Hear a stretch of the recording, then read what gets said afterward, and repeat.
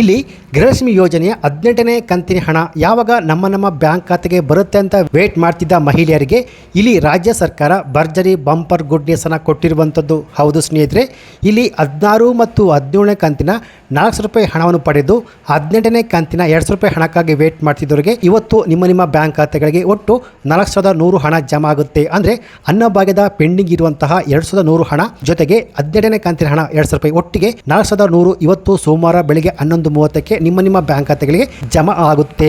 ಹೌದು, ಇಲ್ಲಿ 14ನೇ ಕಂತಿನ ಹಣ 90% ಮಹಿಳೆಯ ಬ್ಯಾಂಕ್ ಖಾತೆಗೆ ಜಮಾ ಆಗಿದೆ. ಹಾಗೆಯೇ 17ನೇ ಕಂತಿನ ಹಣ ಕೂಡ 70% ಮಹಿಳೆಯ ಬ್ಯಾಂಕ್ ಖಾತೆಗೆ ಜಮೆ ಆಗಿರುವಂತದ್ದು. ಹಾಗೆಯೇ ಬಾಕಿ ಉಳಿದ ಮಹಿಳೆಯರಿಗೆ ಯಾವಾಗ ಜಮಾ ಆಗುತ್ತೆ, ಹಾಗೆಯೇ ಇನ್ನು ಉಳಿದ 18ನೇ ಕಂತಿನ ಹಣ ಯಾವಾಗ ನಿಮ್ಮ ಬ್ಯಾಂಕ್ ಖಾತೆಗೆ ಜಮಾ ಆಗಲು ಶುರು ಆಗುತ್ತೆ ಎನ್ನುವ ಪಕ್ಕಾ ಇನ್ಫಾರ್ಮೇಶನ್ ಈ ಒಂದು ವಿಡಿಯೋದಲ್ಲಿ ನಿಮಗೆ ಸಿಗುತ್ತೆ.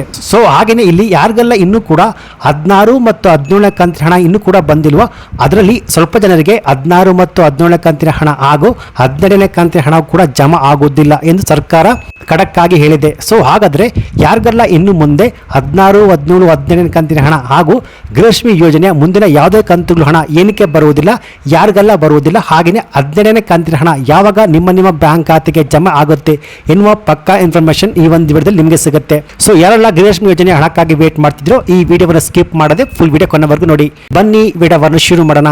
ಅದಕ್ಕಿಂತ ಮುಂಚೆ ನೀವಿನ್ನು PKV ಕನ್ನಡ ಯೂಟ್ಯೂಬ್ ಚಾನಲ್ಗೆ ಸಬ್ಸ್ಕ್ರೈಬ್ ಮಾಡಿಲ್ಲ ಅಂದರೆ ದಯವಿಟ್ಟು ಇಲ್ಲಿ ಕಾಣುವಂತಹ ಸಬ್ಸ್ಕ್ರೈಬ್ ಬಟನ್ ಪ್ರೆಸ್ ಮಾಡಿಕೊಳ್ಳಿ. ಹಾಗೆಯೇ ಪಕ್ಕದಲ್ಲಿ ಬರುವಂತಹ ಬೆಲ್ ಬಟನ್ ಒತ್ತಿ. ಸೊ ನಾನು ಯಾವುದೋ ಒಂದು ವಿಡಿಯೋವನ್ನು ಅಪ್ಲೋಡ್ ಮಾಡಿದಾಗ ನೀವು ನೋಡಬಹುದು.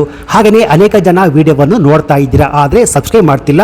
ದಯವಿಟ್ಟು ಸಬ್ಸ್ಕ್ರೈಬ್ ಮಾಡಿಕೊಳ್ಳಿ. ಯಾಕೆಂದರೆ ನೀವು ಮಾಡುವ ಒಂದೇ ಒಂದು ಲೈಕ್ ಮತ್ತು ಸಬ್ಸ್ಕ್ರೈಬ್ ಇಂದ ನಿಮಗೆ ಇದೇ ರೀತಿಯಾದ ಉಪಯುಕ್ತ ಮಾಹಿತಿಗಳು ಕಂಟಿನ್ಯೂ ಆಗಿ ಸಿಗುತ್ತೆ. ಹೌದು ಸ್ನೇಹಿತರೆ, ಕಳೆದ 3 ತಿಂಗಳಿಂದ ಗೃಹಲಕ್ಷ್ಮಿ ಯೋಜನೆಯ ಹಣ ನಮ್ಮ ಬ್ಯಾಂಕ್ ಖಾತೆಗೆ ಜಮಾ ಆಗಿಲ್ಲ ಅಂತ ವೇಟ್ ಮಾಡ್ತಿದ್ದವರಿಗೆ ಕೊನೆಗೂ ಈಗ 3 ಕಂತುಗಳ ಹಣ ಒಟ್ಟು 600 ರೂಪಾಯಿ ಹಣ ಜಮಾ ಆಗಿದೆ.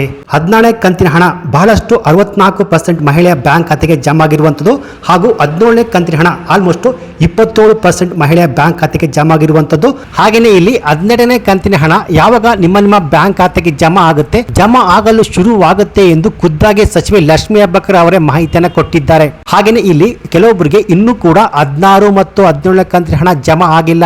ಅದರಲ್ಲಿ ಸ್ವಲ್ಪ ಜನರಿಗೆ ಈ ಹಣ ಜಮಾ ಆಗುವುದೇ ಇಲ್ಲ. ಹಾಗೆ ಇನ್ನು ಮುಂದಕ್ಕೆ ಬರುವಂತಹ 12ನೇ ಕಂತಿನ ಹಣ ಕೂಡ ಬರುವುದಿಲ್ಲ. ಹಾಗೆಯೇ ಗೃಹಲಕ್ಷ್ಮಿ ಯೋಜನೆ ಯಾವುದೇ ಕಂತುಗಳ ಹಣ ಕೂಡ ಇವರ ಬ್ಯಾಂಕಿಗೆ ಜಮಾ ಆಗುವುದಿಲ್ಲ ಎಂದು ಸರ್ಕಾರ ಆಲ್ರೆಡಿ ಖಡಕ್ ಆಗಿ ಹೇಳಿದ್ದಾರೆ.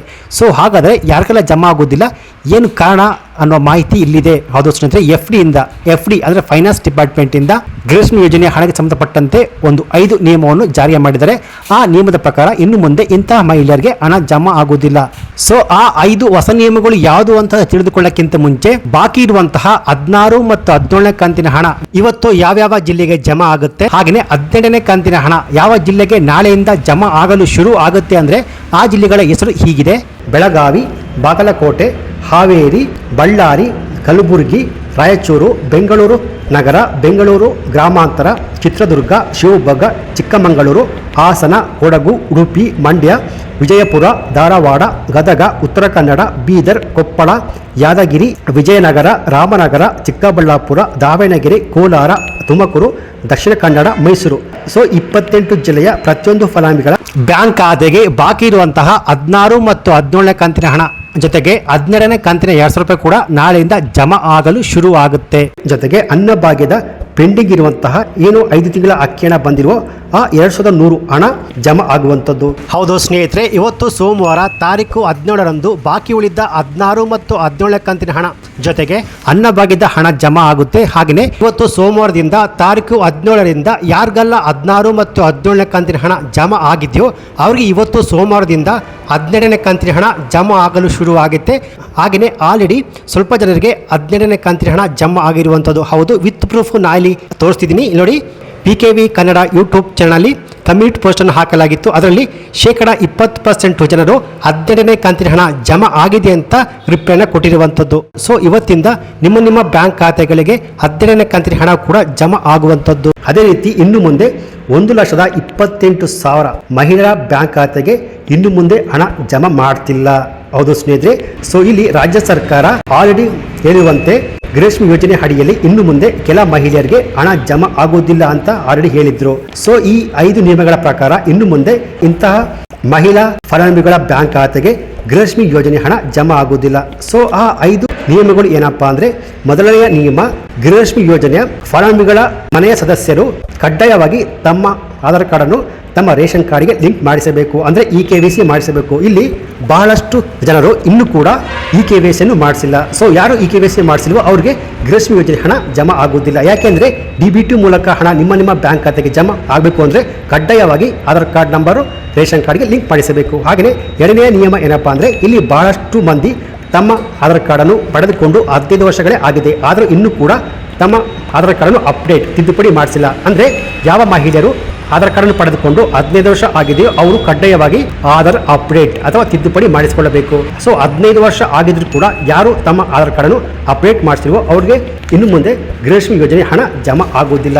ಹಾಗೆಯೇ ಮೂರನೆಯ ನಿಯಮ ಏನಪ್ಪಾ ಅಂದ್ರೆ, ಇಲ್ಲಿ ಬಹಳಷ್ಟು ಗೃಹಲಕ್ಷ್ಮಿಯರು ಸರ್ಕಾರಕ್ಕೆ ತೆರಿಗೆ ಕಟ್ಟುತ್ತಿರುವುದು ಸರ್ಕಾರಕ್ಕೆ ತಿಳಿದು ಬಂದಿದೆ. ಅಂದ್ರೆ ಯಾರು IT GST ಫೈಲ್ ಮಾಡ್ತಾ ಇದ್ದಾರೋ ಅವ್ರಿಗೆ ಇನ್ನು ಮುಂದೆ ಗೃಹಲಕ್ಷ್ಮಿ ಸ್ಕೀಮ್ ಅಡಿಯಲ್ಲಿ ಹಣ ಜಮಾ ಆಗುವುದಿಲ್ಲ. ಹಾಗೆಯೇ ನಾಲ್ಕನೆಯ ನಿಯಮ ಏನಪ್ಪಾ ಅಂದ್ರೆ, ಇಲ್ಲಿ ಸರ್ಕಾರದಿಂದ ಬರುವ ಪಡಿತರ ಅಕ್ಕಿಯನ್ನು ಯಾರು ಕಳೆದ 3 ತಿಂಗಳಿಂದ ಪಡೆದುಕೊಂಡಿರುವ ಅವ್ರಿಗೆ ಗೃಹಲಕ್ಷ್ಮಿ ಯೋಜನೆ ಹಣ ಜಮಾ ಆಗುವುದಿಲ್ಲ. ಹಾಗೆಯೇ ಅನ್ನಭಾಗ್ಯದ ಸ್ಕೀಮ್ ಅಡಿಯಲ್ಲಿ ಕೂಡ ಹಣ ಜಮಾ ಆಗುವುದಿಲ್ಲ. ಹಾಗೆ 5ನೆಯ ನಿಯಮ ಏನಪ್ಪಾ ಅಂದ್ರೆ, ಯಾರಿಗೆ ವಾರ್ಷಿಕವಾಗಿ 7 ಲಕ್ಷಕ್ಕಿಂತ ಹೆಚ್ಚಿನ ಆದಾಯ ಬರ್ತುಂಟು ಅವ್ರಿಗೆ ಕೂಡ ಇನ್ನು ಮುಂದೆ ಗೃಹಲಕ್ಷ್ಮಿ ಯೋಜನೆ ಹಣ ಜಮಾ ಆಗುವುದಿಲ್ಲ.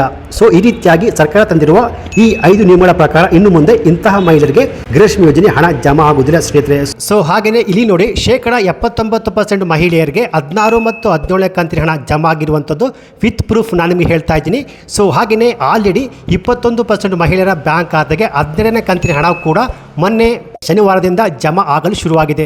ಸೊ ಇವತ್ತು ಕೂಡ ನಿಮ್ಮ ಬ್ಯಾಂಕ್ ಖಾತೆಗಳಿಗೆ ಯಾರೆಲ್ಲ 16 ಮತ್ತು 17ನೇ ಕಂತಿನ ಹಣವನ್ನು ಪಡ್ಕೊಂಡಿದ್ರು ಅವ್ರಿಗೆ ಇವತ್ತು ನಿಮ್ಮ ಬ್ಯಾಂಕ್ ಖಾತೆಗಳಿಗೆ 17ನೇ ಕಂತಿನ ಹಣ 2,000 ರೂಪಾಯಿ ಜೊತೆಗೆ ಪೆಂಡಿಂಗ್ ಇರುವಂತಹ ಅನ್ನಭಾಗ್ಯದ ಉಚಿತ ಹಣ 2,100 ಹಣ ಇವತ್ತು ನಿಮ್ಮ ಬ್ಯಾಂಕ್ ಖಾತೆಗಳಿಗೆ ಜಮಾ 100% ಆಗುತ್ತೆ ಸ್ನೇಹಿತರೆ.